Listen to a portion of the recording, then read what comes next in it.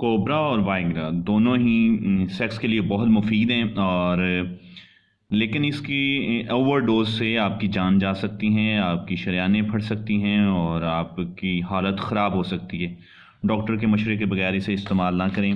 और कोबरा और वाइग्रा का इस्तेमाल इस सूरत में होता है जब आपको सेक्स में और सख्ती में प्रॉब्लम आ रही हो और आपको सेक्स मोमेंटम ना मिल रहा हो, तो इसके लिए आप एक टैबलेट ले सकते हैं और इसे कम अज़ कम सेक्स से 1 घंटा पहले लेना है।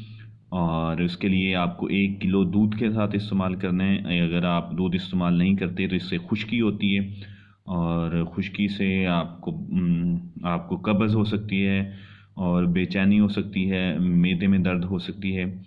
और इसको रेगुलर नहीं लेना, वीक में 1 बार से ज़्यादा नहीं आप ले सकते। और इसके अलावा ये है कि ज़्यादातर कोशिश करें कि अगर सेक्स के डॉक्टर से डिस्कस करके लें और रिकमेंडेड तरीके से लें तो बेस्ट ऑप्शन होगी।